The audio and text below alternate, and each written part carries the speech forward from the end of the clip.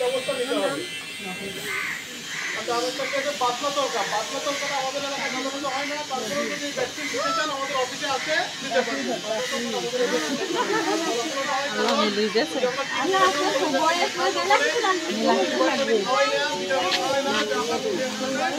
এই গলাফুলাটা হয়ে থাকে।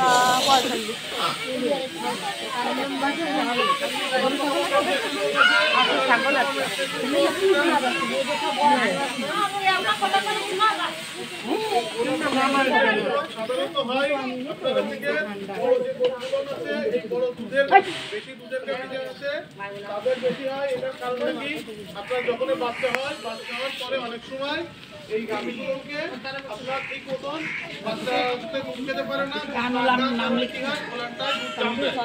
তার বাদে কি হয় অনেক সময় বাচ্চা দেওয়ার পরে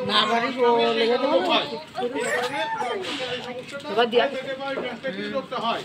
আর একটা কারণ হয় কি আপনার যে সময় পরবর্তীতে গরুতে দুধ দেয়, এই দুধ দেওয়ার পরে আপনারা সকালবেলায় কি করেন, সকালবেলায় গরুটাকে সুন্দরভাবে খাওয়ান, বেশি বেশি করে খাওয়ান, কারণ মনে করেন যে বেশি খাওয়ালে বেশি দুধ পাওয়া যাবে। বেশি করে খাওয়ায়ে পরে দুধ দহন করতে নিয়ে যান, দুধ দহন করে এনে গোয়ালে যখন বেঁধে দেন, ওই গরুটা তখন ফলনে শুয়ে পড়ে।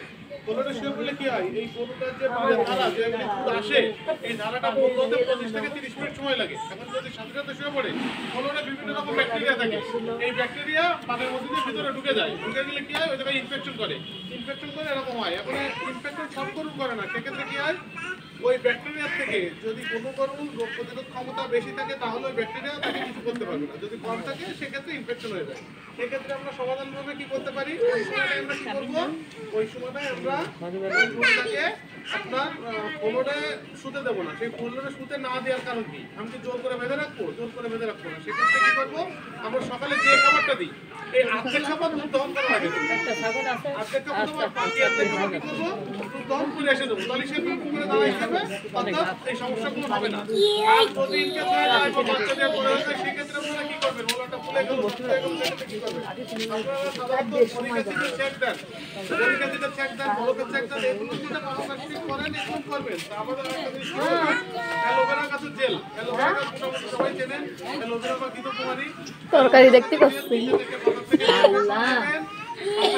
আমাদের গ্রাম অঞ্চলে বাড়িতে কাঁচা হলুদ পাওয়া যাবে বাগানে, কাঁচা হলুদ তুলে নিয়ে এসে 4-5 চামচ কাঁচা হলুদ, 2 চামচ পানি খাওয়া চুন, আর সম্ভব হলে 10-15 টাকার কর্পূর, এটা একসাথে দিয়ে একটা পেস্ট তৈরি করবেন, একটা ক্রিম তৈরি করবেন।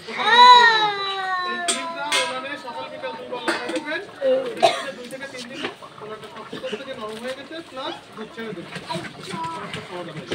যদি এটাও সমস্যার সমাধান না হয় তখন আপনারা ভিডিও করে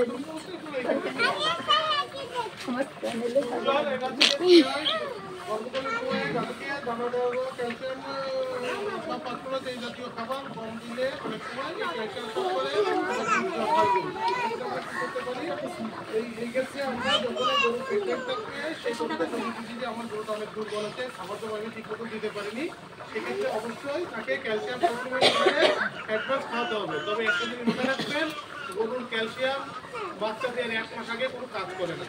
এই জন্য গ্রাম্যভাবে অনেকে পরামর্শ দিতে পারে, গ্রাম্য পর্যায়ে ডাক্তার যারা আছেন তারা পরামর্শ দিতে পারে যে আপনি ক্যালসিয়ামটা খাওয়ান, কিন্তু ক্যালসিয়ামটা আসলে খাওয়াবেন 1 মাস আগে, ক্যালসিয়াম মানে কোনো কাজ করে না, অর্থাৎ 1 মাস আগে খাওয়াবেন, তার আগে খাওয়াবেন। ল্যাম্পি স্কিন ডিজিজ একটা যে রোগ, এটা এখন সবাই মোটামুটি জানেন। এই অ্যালার্জি রোগটা পক্সের সাথে অনেকে গুলাই ফেলার, আসলে এটা পক্স না, এটা থেকে অ্যালার্জি রোগ, এটা আফ্রিকার একটা অসুখ, আমাদের বাংলাদেশে আইছে 2019 সালে। এই রোগটা খুবই ধারণ করছে এখন, কারণ অনেক বাছুর গরুর হচ্ছে, বাছুর গরু হলে সাধারণত মারা যাচ্ছে। আমরা চাকরি করে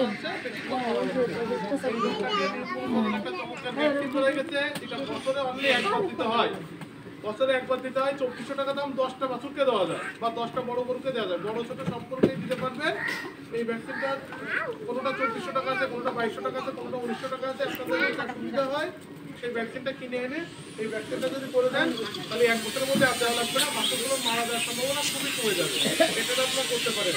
আর অ্যালার্জি রোগ হলে অবশ্যই সরকারি হাসপাতালে যেয়ে ডাক্তার পরামর্শ নেবেন। কিছু গরু ভালো হয়ে যাবে, কিছু গরু অনেক সময় ট্রিটমেন্ট করলেও ভালো হচ্ছে না।